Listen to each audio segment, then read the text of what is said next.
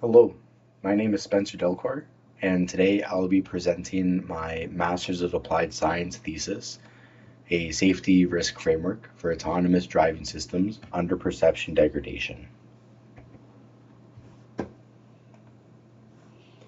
End-to-end driving systems create three specific problems when it comes to safety. First, the intermediate representations in an end-to-end system aren't designed for safety verification.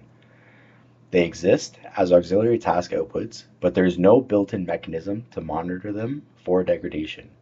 Second, when perception starts to fail, that failure propagates silently through the network and shows up in the planned trajectory with no warning.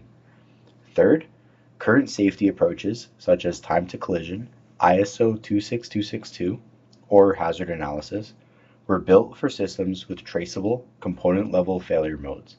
These don't map cleanly to learned pipelines.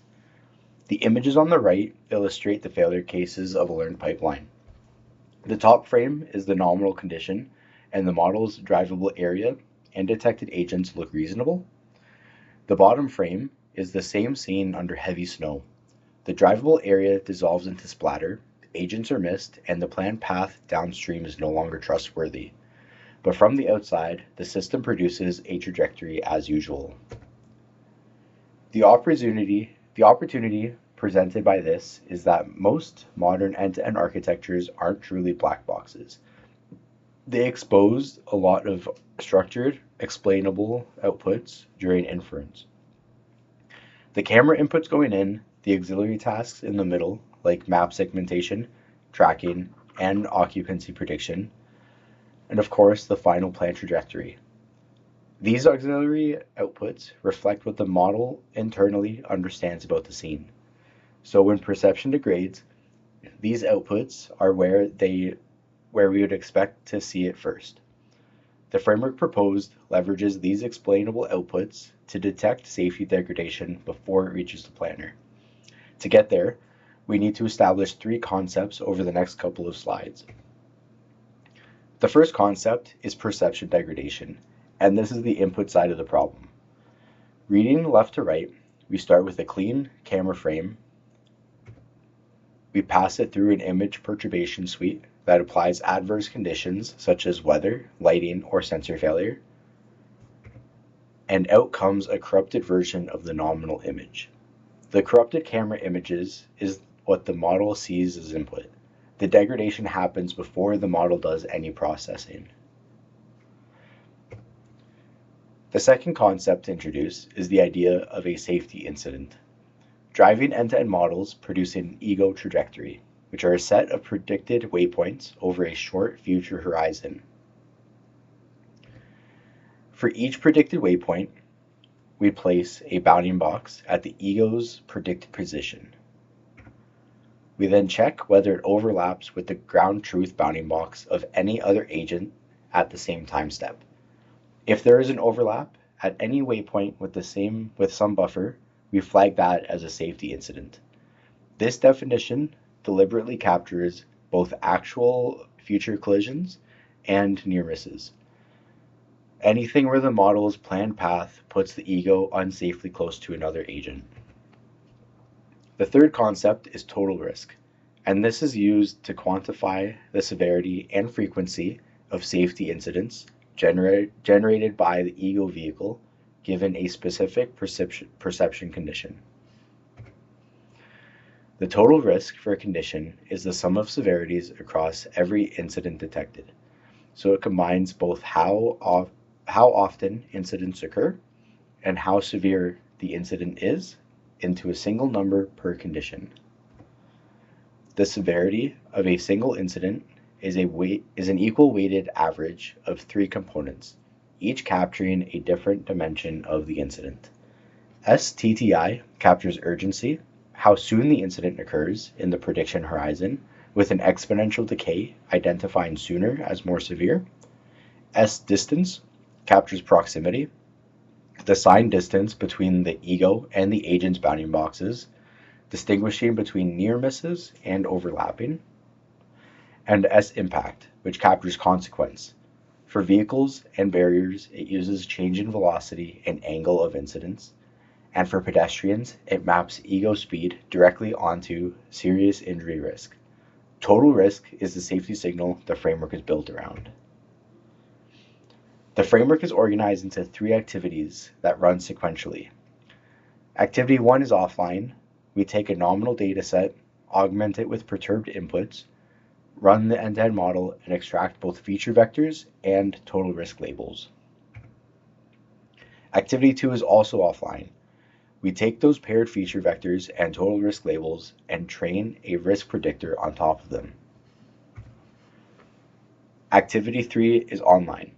The train predictor runs inside the vehicle and estimates safety degradation in real time.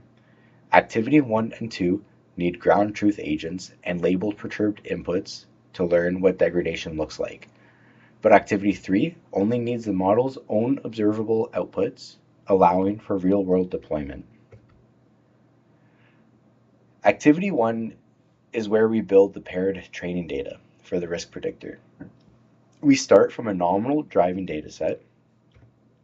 We pass every frame through an image perturbation sweep that generates different perception conditions at different intensities.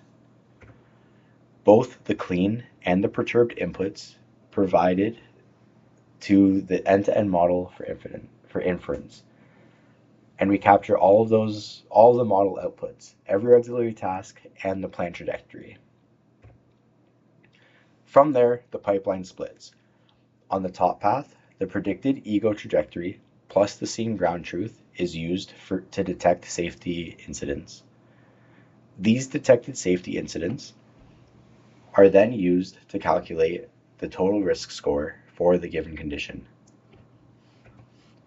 On the bottom path, the inputs and all outputs from the model are then used for feature extraction. This converts the model's inputs and outputs into scalar feature vectors used to detect degradation. The output of Activity 1 is paired training data. For every sample under each condition, we can associate a given feature vector with a given total risk value. Activity 2 takes the paired data from Activity 1 and trains the risk predictor. The feature vectors go in as inputs, and the total risk value goes in as labels. The output is a trained model that maps observable features to a predicted total risk deviation from the nominal condition. Once that model is trained, it's ready to be deployed. Activity 3 is deploying the trained risk predictor to a vehicle at runtime. It starts with the live camera images coming in from the sensors. Those go through the same end-to-end model, which produces the ego trajectory and the auxiliary tasks. We extract the same features from those outputs and feed them into the trained risk predictor from Activity 2. The predictor outputs an estimated total risk, and that becomes our online safety degradation signal, a runtime indicator of whether the model's predictions are reliable enough to trust its planning. No label agents, no incident detection, no total risk calculation. The deliverable of the entire framework is this trained predictor running online, flagging safety degradations from nothing but the model's own observable outputs. This thesis poses 5 research questions. Research question 1 asks whether the framework generalizes to unseen intensity levels. For example, we train on easy and mid intensities for every condition and then test on the hard intensities. The intuition is, if the predictor has seen a light fog and a medium fog, can we extrapolate to heavy fog? Research question 2 asks if the framework can generalize to different perception condition categories. For example, if it's trained on weather, distortion, and lighting, how is performance on a held-out sensor failure category? Research question 3 asks about within category generalization. Both fog and snow are weather conditions, so if the framework understands weather, training on fog might be able to transfer to snow. It's asking whether the predictor has learned a category level concept and not just memorized specific conditions. Research question 4 is the adversarial case. We train on every condition except for one. That held out condition is used as the test set to determine which condition resists generalization. The question is whether a predictor that has seen a broad spectrum of degradations can handle a completely unseen condition. Research question 5 is more of an interpretability question. Instead of asking does the predictor transfer, it asks which features actually drive the predictions. The stages shown are architectural agnostic. Each feature comes from the perception modules closest to the input, mid features from the intermediate prediction modules, and late features from the planner output. The question is whether safety relevant degradation shows up earliest in perception, in the middle prediction stages, or at the planning output. To answer the questions and to set up our experiments, we utilize two architecturally distinct models to help differentiate between framework behavior and model-specific quirks. For this, we use UniAD and ST-P3. We base our nominal dataset on the new scenes validation dataset. This is the dataset that was held out for both UniAD and ST-P3 during training. Then we perturb into 24 degraded variants, covering 8 conditions at 3 intensities each. For each research question, we train the predictor on a specific subset of conditions and evaluate on the held out condition. The evaluation metric is mean absolute error, or the mean absolute error of predicted total risk deviation from the model's nominal baseline. As said before, the experiments utilize two models, chosen specifically because they were designed with very different architectures. UniAD is transformer-based. A single time step of 6 camera views goes into BEV former, which produces a shared latent representation in bird's eye view. That latent representation flows through each module. Track former and map former handle perception, then map motion former and awk former handle prediction. And finally, the planner outputs an ego trajectory. Everything is jointly optimized for planning loss. ST-P3 is based on CNNs and a GRU. It takes 3 time steps of 6 camera views as inputs, runs them through a CNN for depth estimation, lifts the view to BEV, then decodes 4 heads in parallel: HD map, vehicle segmentation, pedestrian segmentation, and a cost volume for occupancy. A GRU then produces and refines the predicted ego trajectory. UniAD modules are chained. ST-P3s are decoupled after the BEV backbone. The F marker on these diagrams show where we extract features, each of the auxiliary task outputs, as well as the final output. If the same framework behavior shows up in both architectures, that's strong evidence that the approach isn't tied to one design. For the dataset and generating the conditions, as previously mentioned, we started with the new scenes validation dataset. This contains 150 scenes. Each scene has about 20 seconds of driving, sampled at 2 Hz. Each sample within the scene contains 6 camera views annotated with ground truth.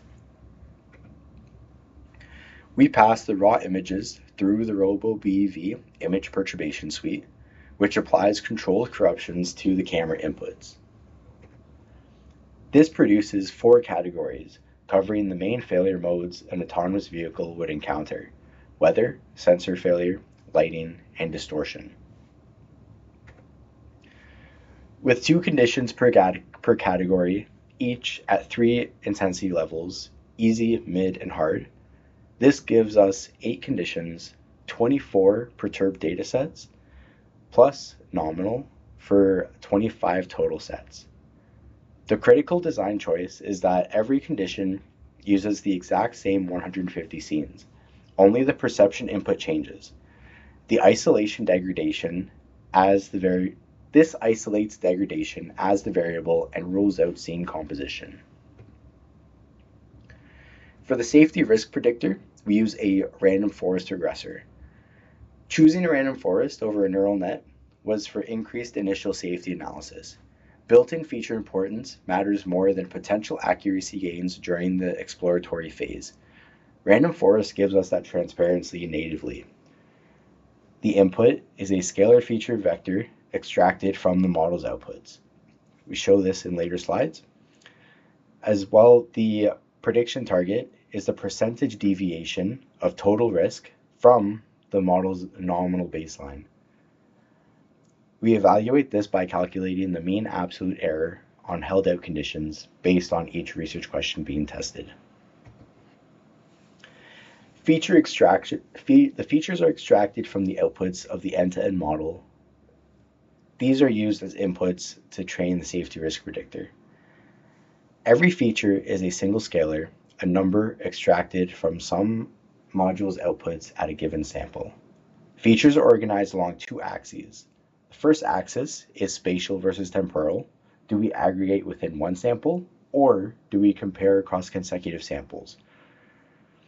The second axis is whether the prediction horizon is involved, looking at the output of a single snapshot, or we extend it to into the future. These two axes give us 4 levels. Level 1 is spatial with no horizon, a single snapshot aggregated over space, such as mean confidence on the current BEV map. L2 is temporal with no horizon. This compares a quantity across consecutive samples like mask IOU between frames. L3 is spatial with a horizon, aggregated over space but extending into the future, such as mean acceleration along a single predicted trajectory. L4 is the combination, temporal and horizon, comparing predicted futures across consecutive samples. The symbols phi and psi mark spatial and temporal operations respectively. The prime notation on the previous sample, prime p t-1, means the output has been ego motion compensated into the current frame's reference for proper comparison. I'll walk through each level with a concrete example, except for L3. L3 is structurally similar to L1, aggregated across a horizon, which is shown in L4.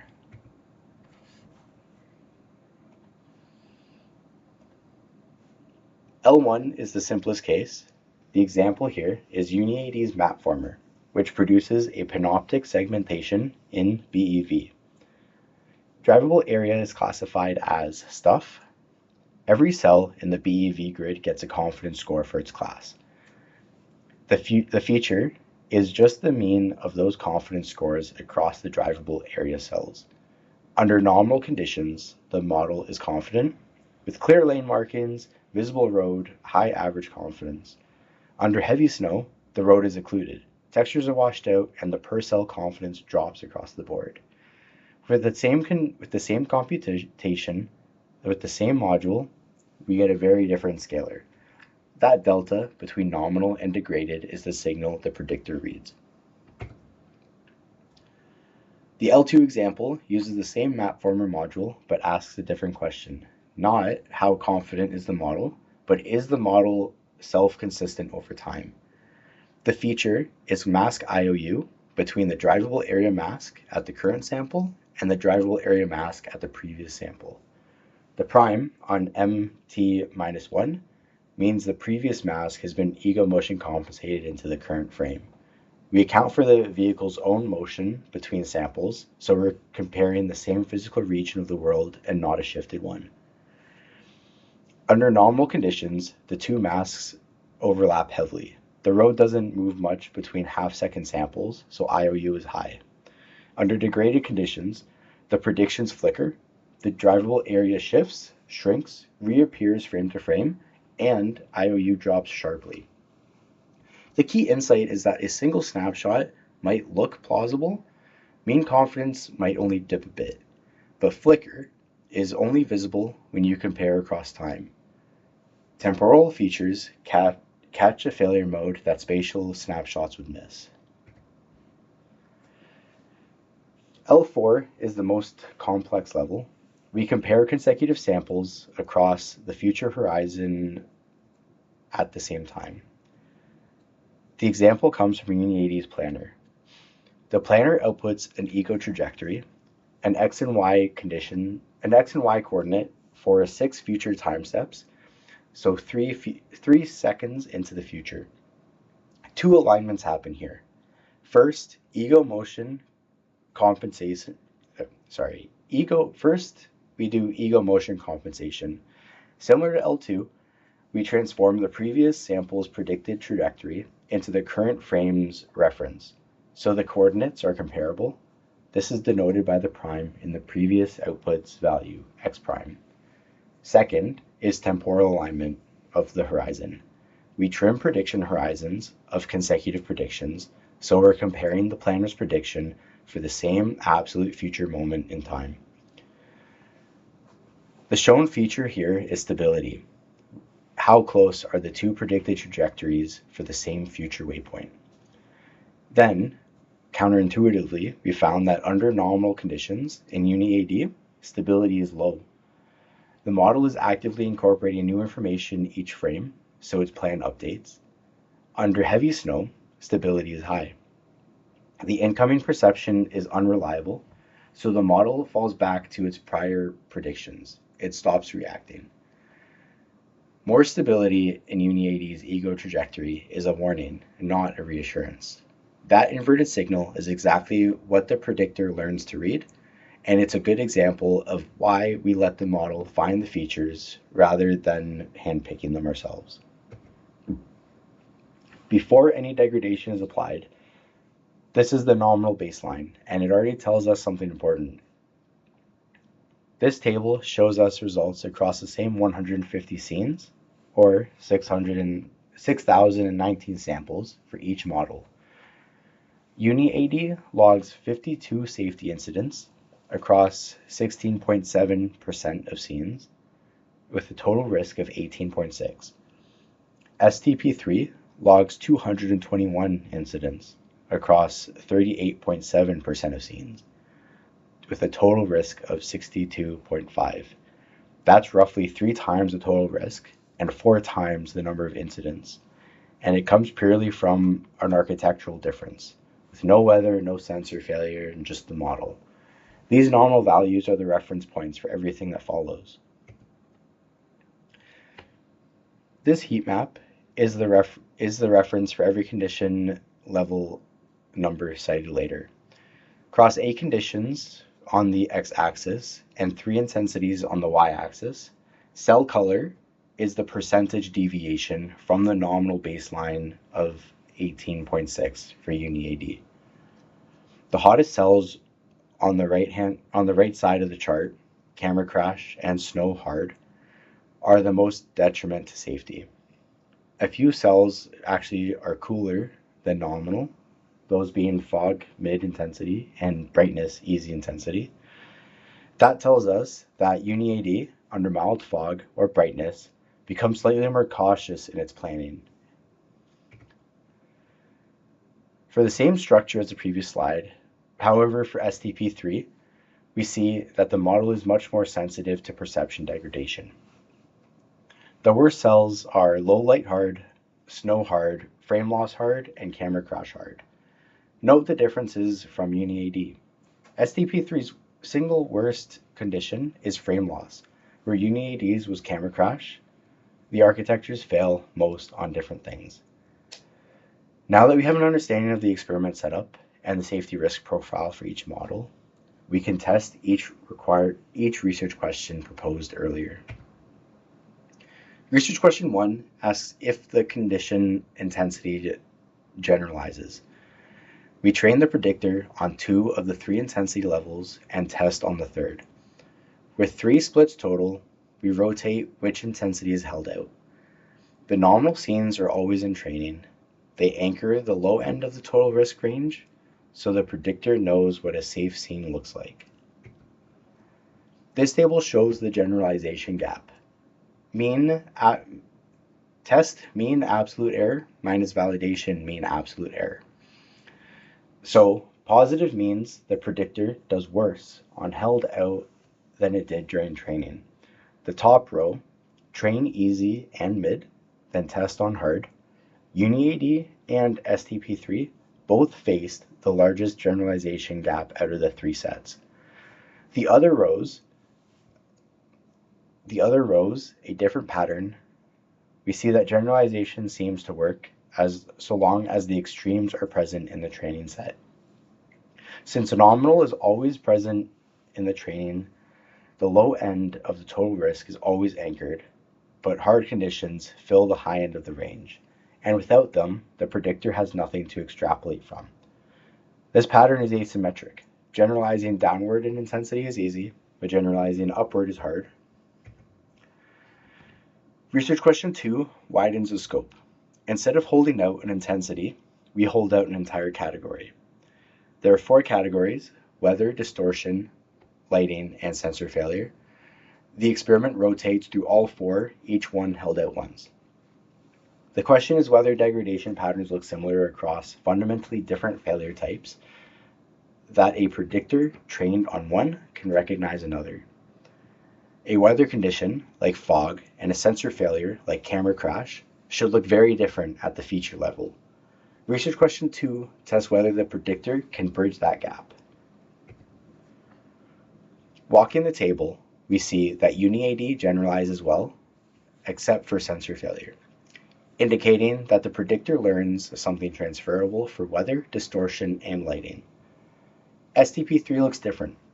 The predictor seems to never generalize cleanly. This is because ST-P3 is a much more sensitive model. Its per condition total risk spans a wider range, and holding out categories removed a substantial chunk of the total risk distribution. For both models, sensor failure is the worst performing category. From the sensor failure category, camera crash simulates a hardware failure across an entire scene. For the hard intensity, the same 3 of the 6 surrounding cameras go completely black for the entire scene, so half of the spatial input is gone. This slide shows 2 consecutive samples within a single scene with predictions from UniAD. Critically, the remaining 3 cameras still produce perfectly normal looking input. There's no corruption, no noise, no visible cue. The next 2 slides show how each architectures react to this condition. On the left is UniAD's nominal output, with clean object detections, drivable area segmentation, and a planned trajectory. On the right, we see the same scene with camera crash. The red circle highlights part of the blacked out region. Inside that region, UniAD simply stops predicting. There's no detections, no map, no occupancy. It does a graceful cessation. The features in the visible regions look essentially normal. Confidence, consistency, everything tracks with a healthy scene. So there's nothing from the predictor to latch onto. The model doesn't produce wrong features, it just produces fewer features. This is why camera crash from the sensor failure category results in poor generalization. For the same condition, with ST-P3, we see a completely different failure mode.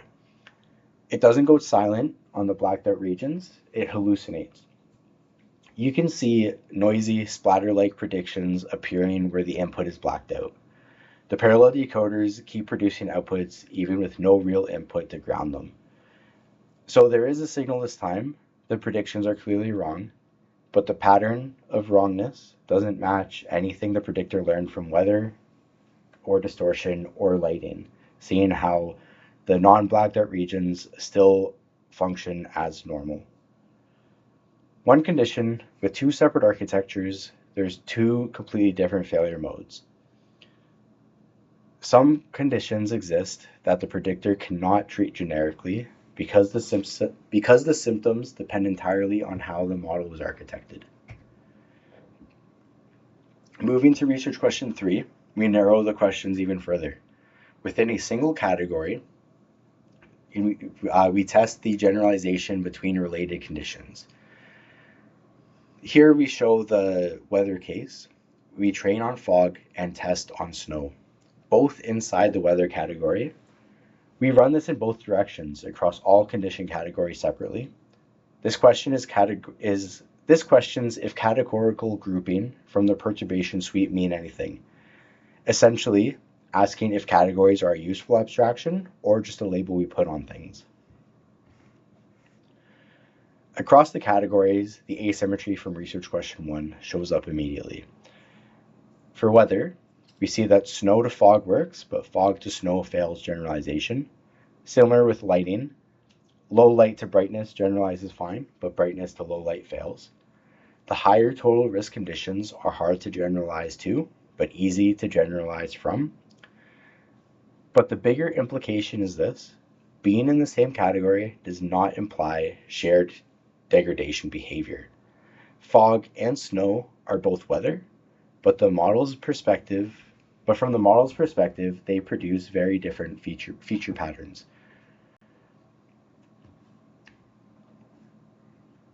Research question 4 questions generalization resistance for specific conditions.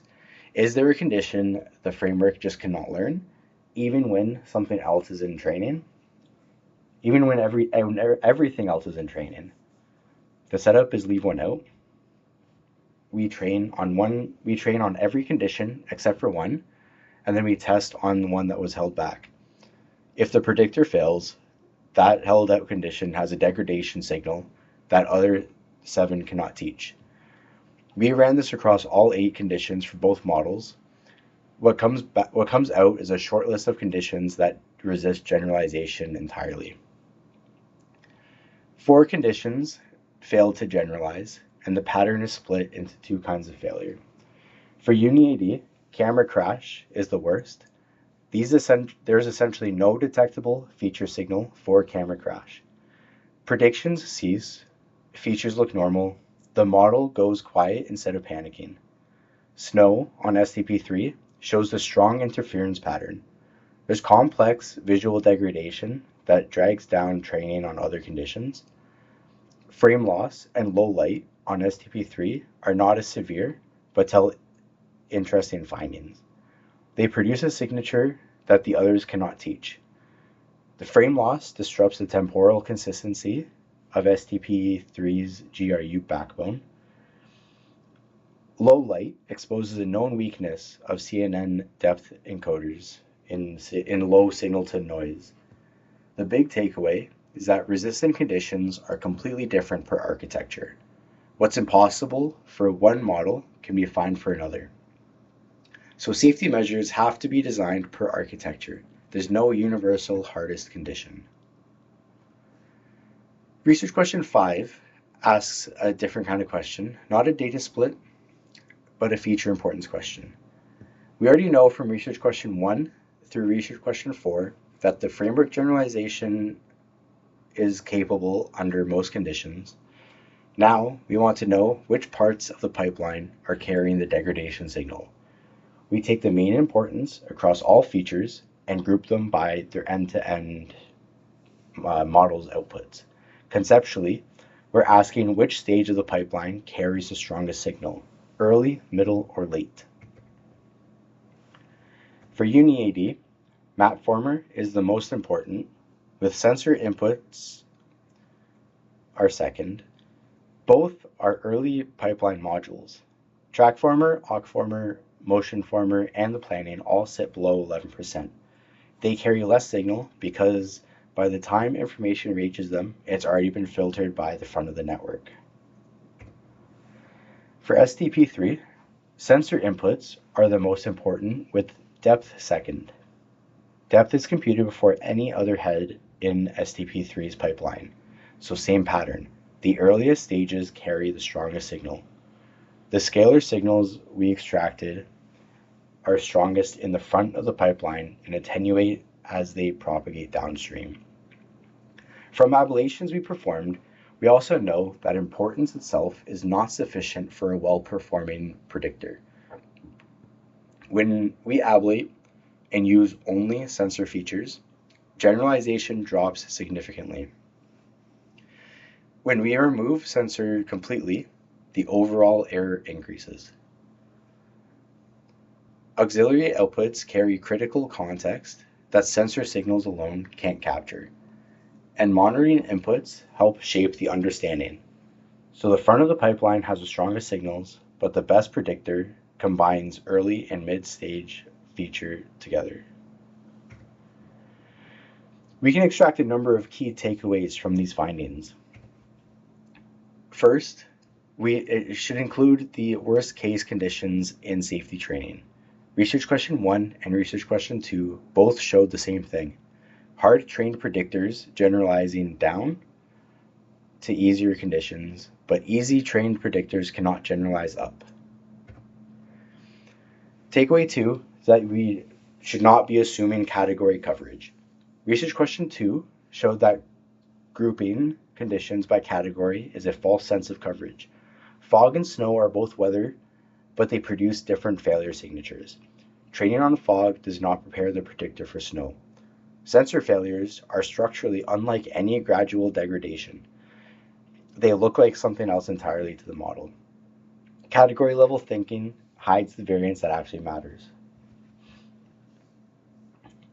Our takeaway 3 is to validate safety per architecture. Research question 4 showed that the conditions resisting generalization are different based on each of the end-to-end model architectures. Camera crash for UniAD and snow and frame loss for ST-P3. There's no one-size-fits-all. The conditions that defeat one architecture are fine in the other. So safety validation has to be architecture specific. The final takeaway is to monitor early pipeline auxiliary outputs. Research question 5 showed segmentation and sensor features carry the strongest degradation signals, mapformer for UniAD and depth for ST-P3. But no single group alone is sufficient. Ablation confirmed you need combined early and mid-staged features for robust prediction. For the broader thesis, safety-relevant perception degradation is detectable from observable outputs. It generalizes across conditions, and the patterns hold across two fundamentally different architectures. This is what makes this framework deployable. Thank you for listening.